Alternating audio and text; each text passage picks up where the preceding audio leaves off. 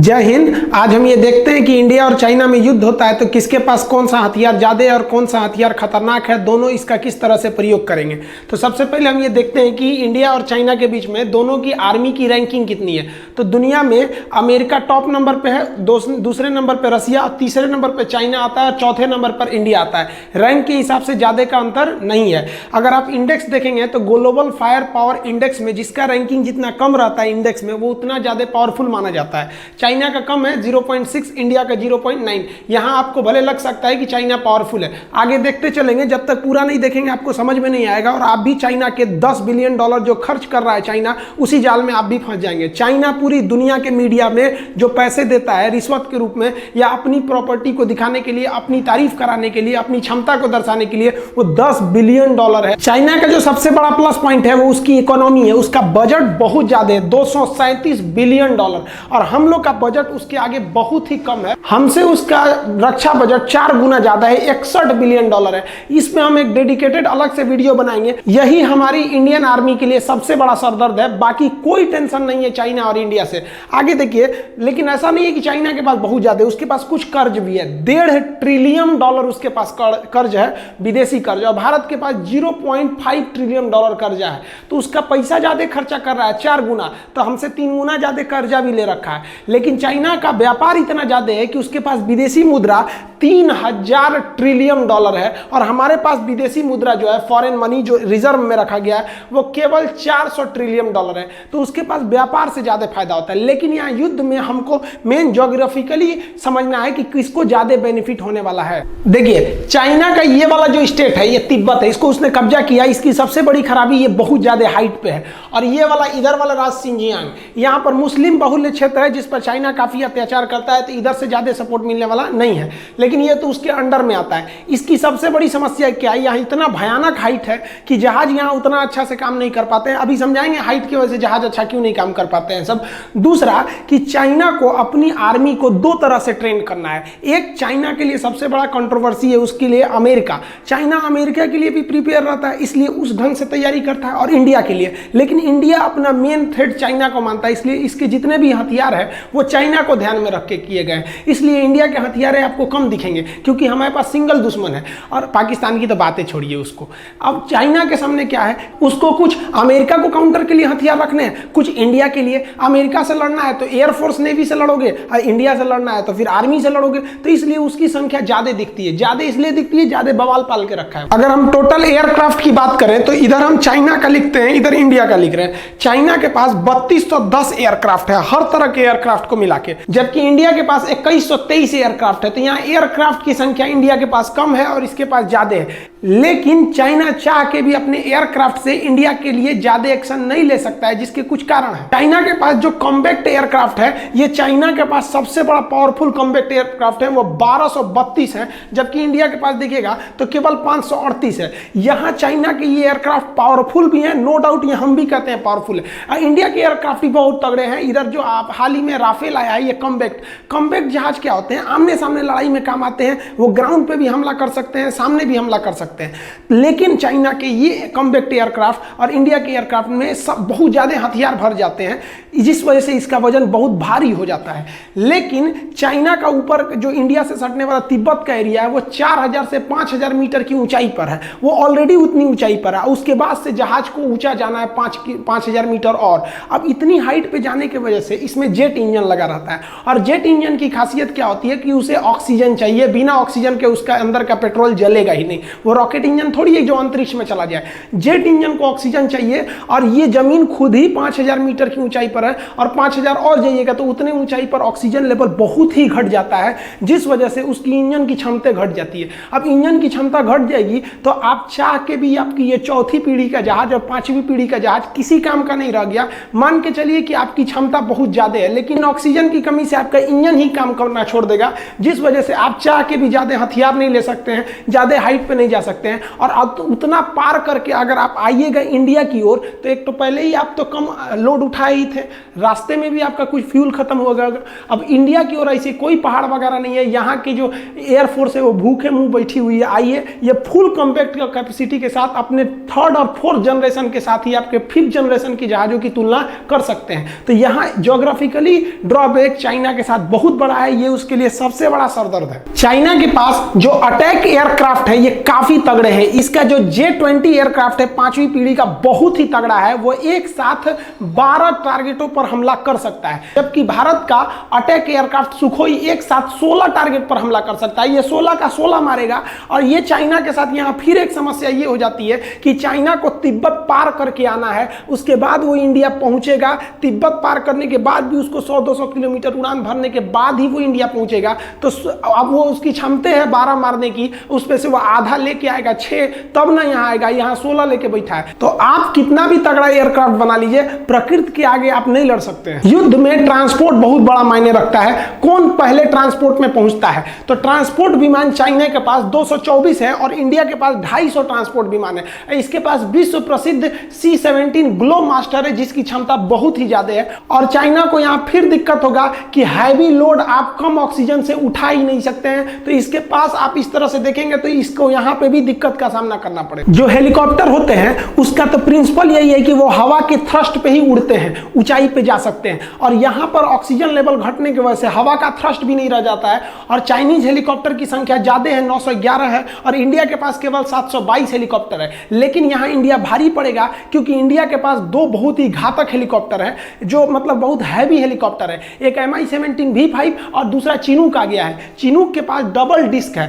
Helicopter के डैना को disc कहते हैं। ये डबल डिस्क है, इसकी सर्विस सीलिंग ज्यादा है, लोड कैपेसिटी भी ज्यादा है। डिस्क मतलब डैना, सर्विस सीलिंग मतलब ज्यादा हाइट पे जा सकता है, क्योंकि 2-2 डैना है इसके पास, और ज्यादा चीजों को ये उठा सकता है एक ही बार में। जबकि चाइना के हेलीकॉप्टर के पास सर्विस सीलिंग की क्षमता कम है, क्योंकि इनके पास अधिकांश हेलीकॉप्टर सिंगल डिस्क के ही हैं। आर्मी को बढ़त देने के लिए अटैक हेलीकॉप्टर काफी जरूरी होते हैं। चाइना के Y-20 हेलीकॉप्टर जो है, उनके पास अटैक हेलीकॉप्टर 281 अटैक हेलीकॉप्टर है, जबकि भारत के पास महज 23 अटैक हेलीकॉप्टर है। लेकिन इस अटैक हेलीकॉप्टर के साथ Mi-24 और अपाचे हेलीकॉप्टर को शामिल करने के बाद भारतीय एयरफोर्स का अपाचे हेलीकॉप्टर विश्व प्रसिद्ध है। इसने कई युद्धों में अपनी जंग को दिखाया है, जबकि चाइनीज हेलीकॉप्टर अभी किसी भी लड़ाई को नहीं लड़े हैं। एक बात बताइए, आप खूब अच्छे से एग्जाम की तैयारी कर लीजिए, जगह जगह टेस्ट माराइए, इस कोचिंग में उस कोचिंग में टेस्ट दे दीजिए, लेकिन क्या आप गारंटी दे सकते हैं कि आप एग्जाम में पास होइएगा? देखिए, टेस्ट देना अलग होता है, प्रैक्टिस देना अलग होता है, लेकिन एग्जाम को सॉल्व करना अलग होता है।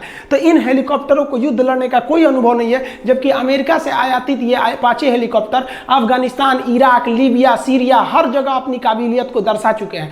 दूसरा, इस हेलीकॉप्टर के अंदर सर्विस सीलिंग ज्यादा है, और इसका जो एमुनिशन, जो आगे गनर हथियार होता है, वो पायलट के डायरेक्ट आंख से अटैच होता है। जिधर पायलट देखेगा, इसका जो बंदूक है वो उधर ही घूम जाता है, निशाना लगाने की जरूरत नहीं है। अगला एक और चीज कि ये 9mm की बंदूक की गोली को भी झेल सकता है, और इसमें जो हॉट स्पॉट यानी मिसाइलों को लगाने की जगह है, ये इससे 3 गुना ज्यादा है। यानी हेलीकॉप्टर के मामले में अभी पूरी दुनिया में अपाची के आगे कोई नहीं टिक सकता है। और ये जो अपाची है, ये एकदम नीचे नीचे उड़ान भर सकता है, जिस वजह से ये रडार में भी नहीं आएगा, और ये क्षमता इसके पास नहीं है। ओवरऑल चाइनीज जो एयरफोर्स है वो संख्या में आगे है, लेकिन उसके सामने एक प्राकृतिक समस्या, दूसरी उसकी टेक्नोलॉजी वर्ल्ड लेवल की नहीं है। हमारे पास कम ही है, लेकिन टेक्नोलॉजी ज्यादा है। और वैसे भी चाइनीज सामानों पे कितना भरोसा करते हैं, सोचो चल गया तो चांद तक, नहीं चला तो शाम तक।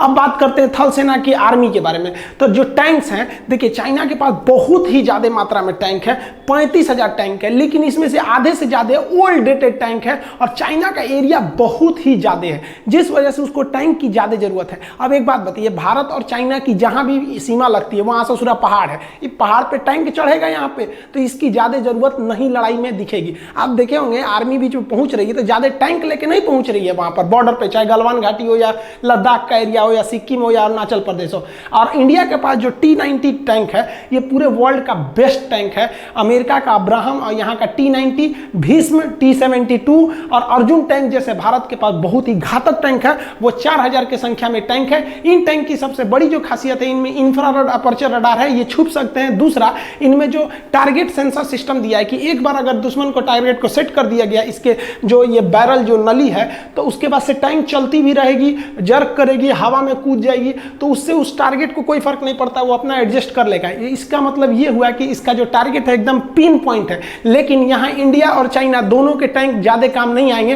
टैंक बेसिकली चाइना बॉर्डर पे नहीं बल्कि पाकिस्तान बॉर्डर पे ज्यादा यूज किए जाएंगे। आर्मर्ड व्हीकल की बात करेंगे तो ये एक ऐसा गाड़ी होता है जो बुलेट प्रूफ होता है, इसके अंदर सैनिकों को बैठाकर दूसरे जगह पे ले जाया जाता है। तो इंडिया के पास जो आर्मर्ड व्हीकल है वो 8000 साढ़े 8000 की संख्या संख्या में है, 8686 है, जबकि चाइना के पास ऐसे आर्मर्ड हथियार 33,000 हैं। इस आर्मर्ड हथियार की चाइना की ज्यादा जरूरत है। क्यों? क्योंकि चाइना के पास विवाद ज्यादा है, उसको हांगकांग संभालना है तो इन्हीं से उसको आर्मी को भेजना है। सिंजियांग में दिक्कत है, जबकि इंडिया में आर्मी को इंटरनल कंट्री में कोई दिक्कत नहीं है, चाइना को ज्यादा दिक्कत है। गलवान घाटी में आए थे लोग, चाइना वाले लोग कमबैक लेके देखिए उलाट दिया सब इंडियन आर्मी वाला। कुछ ससुरे कमेंट कर रहे हैं कि चाइना का नहीं मरा। अरे बकलोल, अमेरिका ने स्पष्ट कह दिया है कि उसने सैटेलाइट से देख के बता दिया है कि एम्बुलेंस की आवागई ज्यादा थी, वहां पर लेफ्टिनेंट कमांडर रैंक का अधिकारी मरा है और 40 से ज्यादा मौत हुई है। इंडिया में जब हम नेक्स्ट पिछला वीडियो बनाए थे तो उसमें 3 बताए थे, इंडिया में लगभग 20 जवान शहीद हो गए हैं। अभी ये संख्या घट बढ़ सकती है, इस पर ये अभी लास्ट डाटा नहीं है। लेकिन चाइना का खुद का न्यूज ने क्या कहा है कि चाइनीज सोल्जर को भी काफी ज्यादा कैजुअलिटी उठानी पड़ी है। हम इस बात को स्वीकार करते हैं, लेकिन ये नंबर नहीं बताएंगे क्योंकि इससे हमारे देश के अंदर लोगों के अंदर एक अलग सी भावना आ जाएगी। इसका मतलब आपके अंदर ज्यादा मरे हैं लोग, तभी आपकी आर्मी लोग पूछेंगे आपसे। सेल्फ प्रोपेल गन वो होते हैं जिनके अंदर ऑटोमेटिक कैनन यानी बारूद को लोड करके हमला किया जाता है। चाइना के पास लगभग 3800 सेल्फ प्रोपेल गन है, जबकि इंडिया के पास महज 250 है। लेकिन हम आपको पहले भी बताएं कि पहाड़ी लड़ाई में ना टैंक काम आते हैं, ये सब काम नहीं आते। हाँ, तोप काम आ सकते हैं, रॉकेट काम आ सकते हैं, हेलीकॉप्टर काम आ सकते हैं, फाइटर, लेकिन ये सब उतने काम नहीं आएंगे। ये सब पाकिस्तान के लिए है सर, पाकिस्तान अब वैसे भी नहीं लड़ेगा हम लोग से। देखिए भारत की समझदारी देखिए, पहाड़ों पर तोप ज्यादा काम आते हैं जिसे हम फील्ड आर्टिलरी या फिर तोप कैनन कहते हैं। चाइना के पास 3600 ऐसे तोप हैं, जबकि भारत के पास 4000 हैं। तो देखिए भारत अपने जरूरत की चीज को रखा है क्योंकि उसे पता है कि पहाड़ों पर यही काम आएंगे। और भारत सरकार इतना बेहतरीन डिसीजन लिया था कि पहाड़ों पर इनको लेके कैसे जाइएगा उतनी ऊंचाई पर। तो हम जो आपको चिनूक हेलीकॉप्टर दिखाए, इस चिनूक हेलीकॉप्टर से इन फील्ड आर्टिलरी गन को उठा के आप कहीं भी रख सकते हैं। तो ये प्लस पॉइंट है हमारे लिए। पहाड़ों पर रॉकेट लॉन्चर बहुत काम आएंगे। यहां चाइना को बेनिफिट है कि उसके पास 2650 ऐसे मल्टी बैरल रॉकेट लॉन्चर है जो एक साथ मिसाइलों को, रॉकेटों को दाग सकते हैं, जबकि भारत के पास भी है। भारत के पास Pinaka multi barrel rocket launcher है, लेकिन इसकी संख्या महज 266 है। यहां भारत को एक निगेटिव स्थिति का सामना करना पड़ेगा। मीडिया के द्वारा, फेसबुक के द्वारा आपके ऊपर एक दबाव बनाया जाता है कि चाइना बहुत खतरनाक है, उसकी आर्मी ज्यादा है, घंटा आगे है। देखिए कैसे चाइना के पास जो एक्टिव आर्मी है वो 21 लाख है। आपको यह संख्या जरूर ज्यादा लगेगा, लेकिन भारत के पास एक्टिव आर्मी 14 लाख है। तो आप कहेंगे 14 लाख, ये 21 लाख। चाइना के पास जो रिजर्व आर्मी रखी गई है वो 5 लाख रखी गई है। तो 21 5 कितना हुआ? 26। और भारत के पास जो रिजर्व में रखा गया है फौजियों को वो 21 लाख है। 14 लाख उधर, 21 लाख इधर, टोटल 35 लाख हो गई। पूरी दुनिया में सबसे बड़ी स्टैंडिंग आर्मी भारत की है। लेकिन आपको कभी यह एहसास नहीं होने दिया जाता है क्योंकि चाइना $10 बिलियन खर्च करता है। आप कभी भी फेसबुक, व्हाट्सएप इस सब पे चाइना की कोई बुराई नहीं सुन सकते। चाइना को पता है उसकी हकीकत, इसलिए वहां के लोगों को फेसबुक, व्हाट्सएप ये सब इस्तेमाल करने पर बैन है, क्योंकि उनके जितना भी प्रचार कर रहे हैं वो सारे उजागर हो जाएगा। देखिए नेवी की बात करते हैं तो जो चाइना के पास फ्लीट यानी जहाजों का बेड़ा है वो 750 जहाजों का पूरा फ्लीट है, जबकि भारत के पास 285 जहाजों का फ्लीट है। आप कहेंगे यहां तो चाइना को प्रॉफिट है, नहीं प्रॉफिट है। वो दक्षिणी चीन सागर को छोड़कर नहीं हट सकता है, क्योंकि वहां छोड़ेगा तो उसके विरोधी सब वहां पे चढ़ जाएंगे। और भारत का हिंद महासागर में कोई विरोधी नहीं है और ना ही किसी की औकात है जो भारत से लड़ सके। चाइना के पास अभी 2 एयरक्राफ्ट कैरियर है। ये एयरक्राफ्ट कैरियर इतने बड़े होते हैं कि इस पे जहाजें उतर सकती हैं। ये आपको संख्या में ज्यादा लगेगा, ये नए नए अभी शामिल किया है। और हम लोग अपने सेना में से 3-3 ठो एयरक्राफ्ट कैरियर रिटायर कर दिए। अतः चाइना को इन एयरक्राफ्ट कैरियर के यूज करने का कोई एक्सपीरियंस नहीं है। और हमने 1971 में पाकिस्तान का वीडियो बनाया, आप देखिएगा कितने खतरनाक था हमारा विक्रांत। फिलहाल हमारे पास एक एयरक्राफ्ट कैरियर है, लेकिन ये इन दोनों पर भारी पड़ेगा क्योंकि ये रूस का बना हुआ है। विक्रमादित्य काफी शक्तिशाली है और हम लोगों को नेवी का एक बहुत बड़ा एक्सपीरियंस है। देखिए चाइनीज नेवी का जो सबसे बड़ा पावर है ना वो उसकी पनडुब्बी सबमरीन का, इसे साइलेंट किलर कहते हैं। ये पानी के अंदर रहता है। चाइना के पास इसकी संख्या 74 है और भारत इस मामले में बहुत ही पीछे है। इसकी संख्या 16 है और आधे से ज्यादा पुराने हैं। अब भारत सरकार ने डिसाइड किया कि अगर हम इनकी संख्या बढ़ाएंगे तो हमें 50 साल लग जाएगा, क्योंकि हम 10 साल में केवल 5 ही पनडुब्बियां बना सकते हैं। इसमें क्या किया जाए, तो भारत सरकार ने सबसे खतरनाक डिसीजन लिया। भारत सरकार ने अमेरिका से P-8I विमान खरीद लिया। P-8I विमान को सबमरीन सबमरीन हंटर कहते हैं। ये हवा में उड़ते उड़ते पनडुब्बियों को ऊपर से ही पहचान जाता है कि समुद्र के अंदर है, उन्हें मार देता है। अतः इन पनडुब्बियों की संख्या धरी की धरी रह गई। अब हम लोग इन पनडुब्बियों से सुरक्षित भी हो गए और धीरे धीरे हम फ्रांस की मदद से पनडुब्बियां बना भी रहे हैं। तो आप इस चीज को समझिए, वरना आप केवल संख्या देख के ना उलझ जाएंगे। डिस्ट्रॉयर क्या होते हैं? देखिए, एयरक्राफ्ट कैरियर से थोड़े छोटे साइज में होते हैं, लेकिन ये बहुत ही घातक हमला करते हैं डिस्ट्रॉयर। तो चाइना के पास 36 डिस्ट्रॉयर है और भारत के पास 10 विध्वंसक यानी 10 डिस्ट्रॉयर है, लेकिन ये सब आधुनिक डिस्ट्रॉयर है और ये पुराने टेक्नोलॉजी के हैं। इन सभी के बावजूद चाइना के पास नेवी की संख्या बहुत ज्यादा है, लेकिन एक बात की गारंटी लेते हैं कि चाइनीज नेवी हिंद महासागर में नहीं आएगी। इसके दो कारण हैं, हम आपको अभी समझाते हैं। डिस्ट्रॉयर से थोड़े छोटे आकार में जो होते हैं वो होते हैं फ्रीगेट। फ्रीगेट जो होते हैं थोड़े स्टील टेक्नोलॉजी के होते हैं, इनमें मिसाइलें ज्यादा लगी रहती हैं और ये अग्रिम पंक्ति में आगे आगे चलते हैं। फ्रीगेट ये समुद्र के अंदर बिछाए गए माइंस के खिलाफ भी उन माइंस को न्यूट्रल कर देते हैं। तो चाइना के पास 52 फ्रीगेट है और भारत के पास 13 फ्रीगेट है। फ्रीगेट से भी छोटे आकार के जो होते हैं वो होते हैं कॉर्बेटर। ये जो है चाइना के पास कॉर्बेटर की संख्या जो है वो 50 है और इंडिया के पास 19 है। ये पनडुब्बियों के अंदर भी हमला कर सकते हैं, पनडुब्बियों को मार सकते हैं एंटी सबमरीन हथियार के द्वारा से। तो यहां भी आपको चाइना की संख्या ज्यादा लगेगी। पेट्रोलिंग के लिए जो कोस्ट गार्ड के जहाज होते हैं उन्हें हम कहते हैं पेट्रोलिंग वेसल। ये चाइना के पास 220 है और भारत के पास 139। ये क्या करते हैं? युद्ध में जो नेवी के जहाज घायल हो जाते हैं, जिस पे बम गिर जाता है, तो उसमें से इवैक्यूएट कराते हैं, लोगों को बाहर निकालते हैं, सैनिकों को। तो ये राहत के काम में बहुत ही महत्वपूर्ण भूमिका निभाते हैं। यहाँ दोनों में ज्यादा का डिफरेंस नहीं देखने को मिलता है। उसका कोस्टल एरिया भी चाइना का ज्यादा है। संख्या अधिक होने के बाद भी चाइनीज नेवी बहुत कुछ नहीं कर पाएगी, जिसका दो रीजन है। पहला रीजन समझिए, जैसे हम एक टीचर हैं, हम सब कुछ छोड़ सकते हैं, पढ़ाना नहीं छोड़ सकते क्योंकि उसी पे हम आश्रित हैं। हमको लोग टीचर के नाम से जानते हैं, हम वो कैसे छोड़ सकते हैं? तो चाइना सब कुछ छोड़ सकता है, व्यापार नहीं छोड़ सकता है। चाइना को एशिया का मरीज कहा जाता था, आज आगे कैसे चला गया? क्योंकि उसकी पूरी दुनिया में व्यापार है, पूरी दुनिया में उसके खरीदार हैं और इस सामान को पहुंचाने के लिए उसको हिंद महासागर में आना ही पड़ेगा। चाहे वो अफ्रीका में बेचे, यूरोप में बेचे, कहीं भी बेचे, तुमको यहां से जाना ही है हिंद महासागर में। और हिंद महासागर में तुम भारत से बैर करके नहीं जा सकते हो, तुम्हारा व्यापार चौपट होगा, इस बात की गारंटी है। दूसरा, अभी अमेरिका ने अपने 2-2 एयरक्राफ्ट कैरियर दक्षिणी चीन सागर में भेज दिए हैं। ये जानबूझ के भेजे हैं। आप अभी सुने होंगे कि मोदी जी में और डोनाल्ड ट्रंप में फोन पे वार्तालाप हुई थी, ये सीक्रेट बात थी। लेकिन आप अभी सोचिए अपने मन से कि चाइना और अमेरिका में कोई दिक्कत ही नहीं है, लेकिन अमेरिका ने अपने बहुत ही भीषण जंगी जहाजों को, विध्वंसक जहाजों को पूरा ग्रुप भेज दिया, जिसमें 2-2 एयरक्राफ्ट कैरियर है। अब चाइना के पास 2 एयरक्राफ्ट कैरियर है और 2 अमेरिका भेज दिया, तो वो यहां से अब हट ही नहीं सकता है क्योंकि उधर झगड़ा है। अब यहां हिंद महासागर में इंडियन नेवी एकदम फ्री हो गई। अब अगर इंडियन नेवी आगे बढ़ती भी है तो अमेरिका और इंडिया एक साथ हो जाएंगे। यहां ऑस्ट्रेलिया से पहले समझौता हो गया है और इंडिया के मैटर पे कभी भी रूस उसके साथ नहीं आएगा। और आप सोच रहे होंगे, पाकिस्तानी कमेंट करते हैं हम चाइना के साथ आ जाएंगे। अरे बकलोलवा कहीं का, अमेरिका तुमको पैसा देना बंद करेगा, ससुरा अंडरवियर नहीं खरीद पाओगे तुम लोग। और भारत के कहने पर अगर भारत के मामले में टांग लड़ाएगा तो अमेरिका जानता है कि भारत को रोकने का मतलब चाइना को रोकना, और चाइना अगर नहीं रुका तो अमेरिका के लिए दिक्कत होगा। इसलिए अमेरिका पाकिस्तान को दिए जाने वाली आर्थिक मदद को रोकने की धमकी देगा और इस धमकी से ही तुम लोग का पैंट गीला हो जाएगा। देखिए, हम लोग को केवल डराया जाता है कि चीन की सेना बड़ी है, उसके पास पैसे ज्यादा है, संसाधन ज्यादा है। गलत है, हमें उसकी सेना से नहीं लड़ना है। देखिए, मेरा अपना मानना है चीन को माइंड से हराना है। सबसे पहले हमको चीन के 8 जगहों पर हमला करना है और इसमें से सबसे पहले हमको चीन के सैटेलाइट मार के गिराने हैं। आप कहिएगा कि वो इंडिया का सैटेलाइट नहीं मार के गिरा सकता है। देखिए, सैटेलाइट कहां घूम रहा है अंतरिक्ष में, इसको पता करने की टेक्नोलॉजी केवल अमेरिका के पास है और रूस के पास है।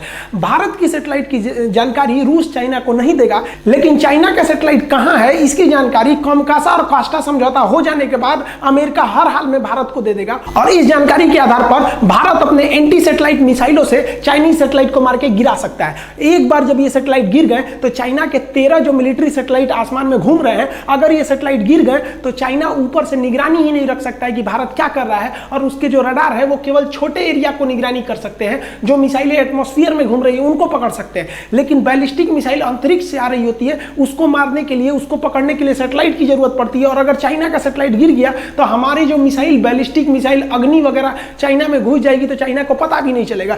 जैसे ये सैटेलाइट गिरे, चाइना का एक बहुत बड़ा ड्रॉबैक होगा उसकी निगरानी, सर्वेलांस में। और इसके बाद जो सबसे तेज एक्शन लेता है, देखिए सैटेलाइट गिर गया तो चाइना की मिसाइलें भी काम नहीं कर सकती है, और उसके बाद अचानक जो चाइना के जो एयर स्ट्रिप हैं, हवाई पट्टियां, इन पर ताबड़तोड़ हमला करना चाहिए। जो तिब्बत और सिंजियांग का एरिया जो भारत से लगता है, इन एयर स्ट्रिप को गिराने के बाद चाइना कोई भी काउंटर अटैक नहीं कर सकता है। हम लोग को मेन चाइना को आगे बढ़ने से रोकना है। जैसे एयर स्ट्रिप टूट गए, चाइनीज विमान हवा में उड़ान नहीं भर सकते बिना एयरपोर्ट की मदद से। इसके बाद हम लोग को चाइना के पावर ग्रिड पर हमला करना है। चाइना में 2 सबसे बड़े पावर ग्रिड है जो हर जगह इलेक्ट्रिसिटी देते हैं। अगर हम इस पावर ग्रिड को गिरा दिए, एक भी बम गिरा ना पावर ग्रिड पे, पूरा चाइना के अंदर ब्लैकआउट हो जाएगा, उसके अंदर बिजली कट जाएगी। आप सोचिए, आपके यहाँ 2-3 दिन बिजली कट जाएगी, हर एक चीज ठप हो जाएंगे, कितना आपका इन्वर्टर बैकअप पावर देगा। तो जैसे ये बिजली ठप होगी, पावर बैकअप के अभाव पर जो छोटे मोटे रडार हैं, इनको भी पावर नहीं मिल पाएगा, वो भी बंद हो जाएंगे। और उसके बाद चाइना का जो सबसे बड़ा डिपो है, जितने बड़े बड़े पेट्रोलियम के डिपो हैं, इन डिपो को उड़ा देना चाहिए। इस डिपो को उड़ाने पे डबल फायदा होगा, एक उसका पेट्रोल जाएगा, दूसरा ये खुद उसके लिए एटम बम साबित होगा, ये खुद ही ब्लास्ट कर जाएगा और अगल बगल में अफरा तफरी मिल जाएगी। इसके बाद चाइना अपने रेल नेटवर्क की मदद से सोचेगा अपनी सेना को जल्दी से जल्दी बॉर्डर तक पहुंचाया जाए। इसके लिए भारत को तुरंत उसके जो मेन रेलवे जंक्शन है, जहां ज्यादा रेलवे आके जुड़ती है, उन रेलवे जंक्शन को ध्वस्त करना चाहिए, ताकि रेल जो है तेजी से नहीं आ सके। क्योंकि एयरपोर्ट के बाद चाइना अपना मेन फोकस करेगा रेलवे के थ्रू, तो रेलवे को ध्वस्त कर देना चाहिए तुरंत। स्ट्रेटेजिक फोर्सों को और एयरफोर्स के द्वारा उसके बड़े बड़े जितने भी सड़क पर बनाए गए पुल हैं, इसको ध्वस्त करना चाहिए। क्योंकि चाइना का एरिया पहाड़ों वाला एरिया है, और वहां हमेशा हर 10-15 किलोमीटर बाद एक ब्रिज आता है। ब्रिज तोड़ दीजिएगा तो 2-3 महीने से कम समय में बनेगा ही नहीं, इतने में तो युद्ध खत्म हो जाएगा। तो इसको रोकने से चाइना की बढ़त रुक जाएगी। इन 6 हमले से चाइना का मनोबल पूरी तरह टूटेगा।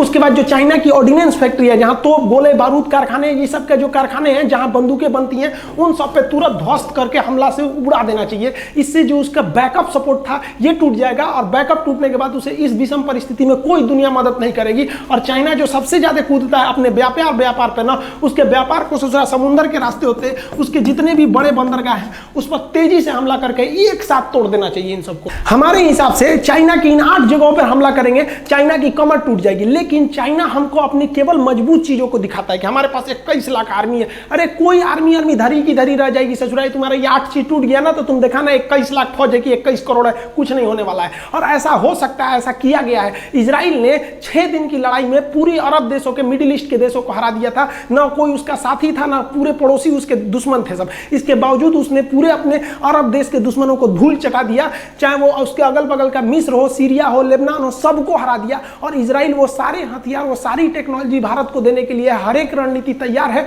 अतः भारत अगर इस तरह से हमला करेगा तो हम लोग ज्यादा भारी पड़ेंगे। लेकिन हमको क्या दिखाया जाता है कि हमको आर्मी से लड़ना है, एयरफोर्स से लड़ना है, अभी मेंटली लड़ना है। पहले ये थूर दीजिए और उसके बाद एक आर्मी आओ। सोचा तो आप बहुत ज्यादा टाइम करना, ले और टैंक उठा के हम लोग यहाँ खूंटा में बांधेंगे टाइम को। देखिए, अगर चाइना पर इस तरह से हमला होगा तो अगले 100 साल तक चाइना खड़ा नहीं हो सकता है। और इसके बाद हमें तुरंत चाइना के इन भाग में, यानी उस पर तिब्बत में विद्रोह खड़ा करके तिब्बत को स्वतंत्र कराने के लिए पूरी दुनिया को एकजुट हो जाना चाहिए। अभी दलाई लामा ने भी कहा है भारत को कि अगर भारत तिब्बत को स्वतंत्र कराएगा तो तिब्बत भारत का साथ देगा। तो तिब्बत पे तुरंत इस तरह से एक्शन ले लेना चाहिए। तो भारत को तिब्बत के मामले को भी जोर से उठाना चाहिए। क्योंकि अगर मान लीजिए हम किसी से 100 रुपया ले लिए हैं और हम चाहते हैं वो 100 रुपया हम हड़प ले, तो हमें उसको क्या करना चाहिए? जब वो आदमी मिले ना, तो हमको कहना चाहिए हमारा 1000 रुपया दो, हमारा 1000 रुपया दो। आदमी कहेगा कैसा 1000, कैसा 1000? पंचायत बैठेगा तो फिर हो गया, चलो भाई 1000 का मैटर नहीं है, और पीछे वाला 100 रुपया गायब हो गया।